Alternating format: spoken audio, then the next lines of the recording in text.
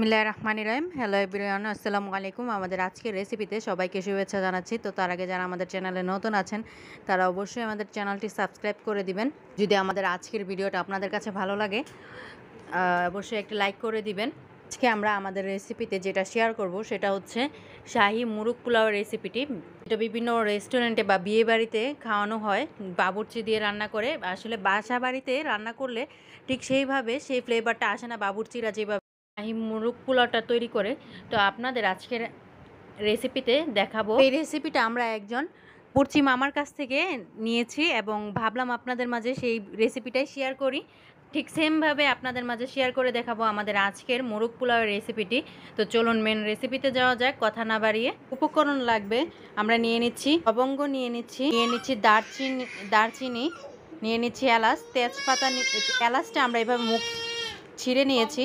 বড় এলাচ, তেজপাতা, গোলমরিচ নিয়ে নিলাম। তো আমরা নিয়ে নিচ্ছি এক বাটি মালাই।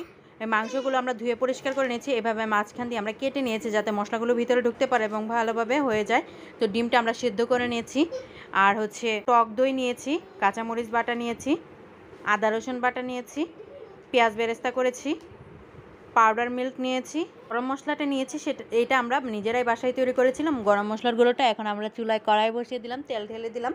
তেলটা ভালোভাবে গরম হয়ে গেল, এখন আমরা এর মধ্যে চিকেনগুলো ঢেলে দিব। তো একে করে চিকেনগুলো সবগুলো ঢালার পর আমরা এটা ভালোভাবে ভেজে নিতে হবে। তো আমরা তেলের মধ্যে ভেজে নিচ্ছি।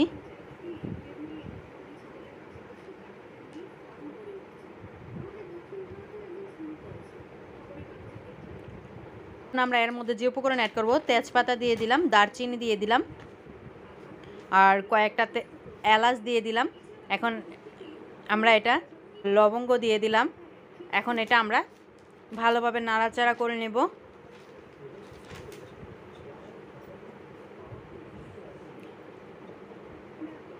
তো নাড়াচাড়া করার আগে আমরা অল্প পরিমাণ ফুড কালার দিয়ে দিচ্ছি এর মধ্যে। ফুড কালারটা অ্যাড করে দিলাম যাতে সুন্দর একটা কালার চলে আসে চিকেনের মধ্যে। তো এখন এটা আমরা নাড়াচাড়া করে নিচ্ছি এবং চিকেনগুলো ভেজে নিতে হবে। তো চিকেনগুলো ভেজে নিচ্ছি। তো দেখতেই পাচ্ছেন চিকেনটা ভাজা হয়ে গেছে প্রায়। তো আমরা এখন কিছুক্ষণ নাড়াচাড়া করে নিব।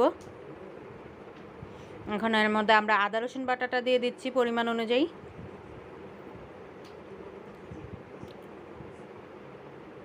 তো আদা রসুন বাটাটা দেওয়ার পর আমরা নাড়াচাড়া করে নিলাম, ভালোভাবে মিশিয়ে নিলাম। এখন আমরা এর মধ্যে বাদাম বাটাটা দিয়ে দিলাম, আর হচ্ছে আমরা নিজেরাই বাসায় তৈরি করেছিলাম বিরিয়ানির মশলাটা, সেটা আমরা এর মধ্যে দিয়ে দিলাম পরিমাণ অনুযায়ী। তো এখন আমরা ভালোভাবে নাড়াচাড়া করে সবগুলো মশলা মিশিয়ে নিচ্ছি একসঙ্গে। এখন আমরা এর মধ্যে যে মরিচ বেটেছিলাম সেটা দিয়ে দিচ্ছি, অল্প পরিমাণ পানি দিয়ে দিচ্ছি কারণ মশলাগুলো নিচে লেগে যাচ্ছিল। তো এখানে যে যতটুকু ঝাল খান ওই অনুযায়ী মরিচটা দিয়ে দিবেন। অনেকে ঝাল বেশি খেতে পছন্দ করেন, আবার অনেকে কম ঝাল খান, ঝাল খেতেই পারেন না। তো যার যতটুকু লাগে সেই অনুযায়ী দিয়ে নেবেন। এখন আমরা এর মধ্যে দিয়ে দিলাম টক দইটা।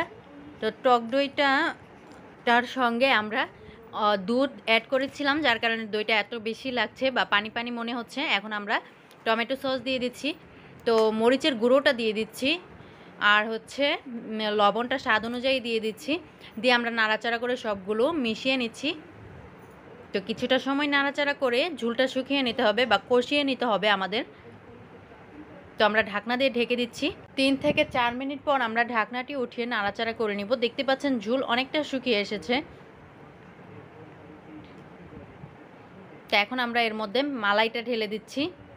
তো মালাইটা ঢালার পর ভালোভাবে নাড়াচাড়া করতে হবে, নাড়াচাড়া করে নিচ্ছি আমরা।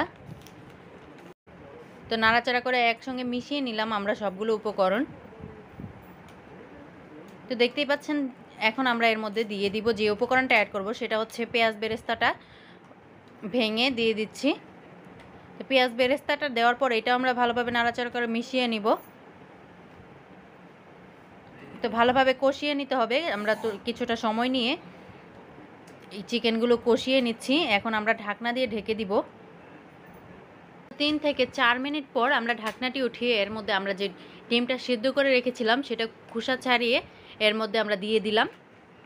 তো দেওয়ার পর ঢাকনা দিয়ে ঢেকে দিচ্ছি। আরেকটি চুলায় আমরা কড়াই বসিয়ে দিচ্ছি পোলাও রান্না করার জন্য। তো এখানে আমরা তেল দিয়ে দিলাম, তেলটা গরম হয়ে গেল। এখন আমরা এর মধ্যে এলাচ দিয়ে দিচ্ছি, দারচিনি দিয়ে দিচ্ছি, লবঙ্গ দিয়ে দিচ্ছি, তেজপাতা দিয়ে দিচ্ছি। তো সবগুলো উপকরণ দেওয়ার পর একটু নাড়াচাড়া করে নিচ্ছি আমরা।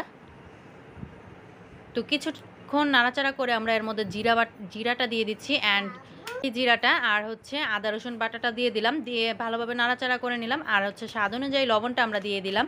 এখন আমরা পোলাওয়ের চালটা ধুয়ে পরিষ্কার করে রেখেছিলাম, সেই চালটা এর মধ্যে দিয়ে দিলাম। এখন নাড়াচাড়া করে সবগুলো মশলা মিশিয়ে নিচ্ছি। আর হচ্ছে কিছুটা সময় নাড়াচাড়া করতে হবে, নাড়াচাড়া করে নিচ্ছি, নাহলে নিচে লেগে যেতে পারে। তো ঢাকনা দিয়ে ঢেকে দিয়েছিলাম, 5 মিনিট পর ঢাকনাটি উঠিয়ে আমরা একটু নাড়াচাড়া করে নিচ্ছি।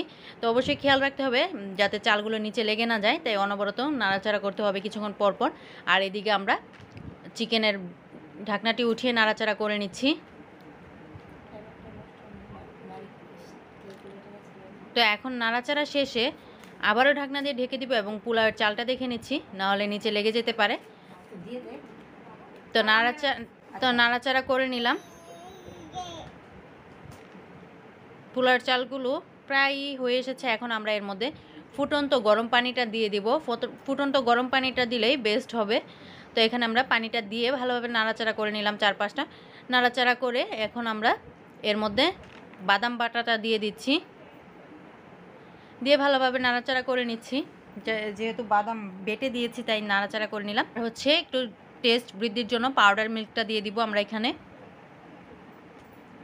তো পাউডার মিল্কটা দেওয়ার পর নাড়াচাড়া করে আবারও ঢাকনা দিয়ে ঢেকে দিব আমরা এটা। তো এদিকে আমরা চিকেনের ঢাকনাটা উঠিয়ে নাড়াচাড়া করে নিচ্ছি। দেখতেই পাচ্ছেন প্রায় কষানো হয়ে গেছে এবং ঝুল অনেকটা শুকিয়ে এসেছে। তো পারফেক্টলি কষানো হয়েছে কীভাবে বুঝবেন? ঢাকনাটা উঠলে উপরে তেল উঠে আসবে। তো এদিকে আমাদের পোলাওটাও প্রায় হয়ে এসেছে। তো কিছুক্ষণ পর আমরা নাড়াচাড়া করে চুলাটি হালকা আঁচ করে দিব। তো নাড়াচাড়া করে নিচ্ছি। তো এখন পোলাওটা হয়ে গেছে। এখন আমরা অর্ধেক পোলাও একটা বড় বল বা পাটি বলেন সেটার মধ্যে আমরা তুলে নিচ্ছি, আর অর্ধেকটা কড়াইয়ের মধ্যে রাখবো। আর চিকেনটাও আমাদের হয়ে গেছে, চুলাটা অফ করে দিচ্ছি। আর চিকেনটা এখন আমরা উঠিয়ে এই যে অর্ধেক পোলাও আছে এর উপরে ঢেলে দিচ্ছি। তো এক এক করে সবগুলোই ঢেলে দিচ্ছি আমরা। তো দেখতেই পাচ্ছেন চারপাশে ভালোভাবে চিকেন আর মশলাটা দেওয়া হয়ে গেল। তো চিকেন আর মশলাটা ভালোভাবে দেওয়ার পর আমরা এখন যে কাজটা করব সেটা হচ্ছে যে বাকি অর্ধেক পোলাওটা আমরা আরেকটা বলে বা ডিশে উঠিয়ে রেখেছিলাম সেটা উপরে আমরা দিয়ে দিব মশলার উপরে। তো এখন আমরা এটা ঢাকনা দিয়ে ঢেকে রেখে দিব, একদম হালকা আঁচে রেখে দিব 15 থেকে 20 মিনিটের জন্য। তো 15 থেকে 20 মিনিট পর আমরা চুলাটি অফ করে দিব এবং নাড়াচাড়া করে মশলাগুলো একসঙ্গে মিশিয়ে নিব। তো নাড়াচাড়া করে নিচ্ছি আমরা উপরেগুলো নিচে, এবং যাতে মশলাগুলো ভালোভাবে মিক্সড হয়ে যায়। হয়ে গেল আমাদের আজকের মোরগ পোলাও রেসিপিটি। তো আশা করি আপনাদের ভালো লেগেছে, ভালো কিছু উপস্থাপন করতে পেরেছি আশা করি। যদি ভালো লাগে অবশ্যই একটি লাইক করে দিবেন, কমেন্টে আপনার মূল্যবান মতামতটি জানিয়ে দিবেন যে আমাদের রেগুলার ভিডিওগুলো আপনাদের কেমন লাগে। আর নেক্সট কী ভিডিও দেখতে চান তা অবশ্যই আমাদের কমেন্ট বক্সে জানিয়ে দিবেন। যদি ভিডিওটি ভালো লাগে ফ্যামিলি ফ্রেন্ড সার্কেল সবার মাঝে শেয়ার করে দিবেন। তো দেখতেই পাচ্ছেন কত সুন্দরভাবে বিয়েবাড়িতে যে বাবুর্চিরা তৈরি করে সেভাবে আপনাদের আজকে তৈরি করে দেখিয়ে দিলাম আমাদের আজকের মোরগ পোলাওয়ের রেসিপিটি। তো অবশ্যই আমাদের চ্যানেলটি সাবস্ক্রাইব করতে ভুলবেন না। সাবস্ক্রাইব করে পাশে থাকা বেল আইকনটি বাজিয়ে দিবেন যাতে নতুন কোনো রেসিপি ছাড়লে আপনার ফোনে নোটিফিকেশনটি চলে যায় এবং আপনারা আমাদের রেগুলার ভিডিওগুলো দেখতে পারেন। তো নতুন কোনো ভিডিও দেখার আমন্ত্রণ জানিয়ে আজকের ভিডিও আমরা এখানেই শেষ করছি। গাইস আসসালামু আলাইকুম, ভালো থাকবেন সবাই।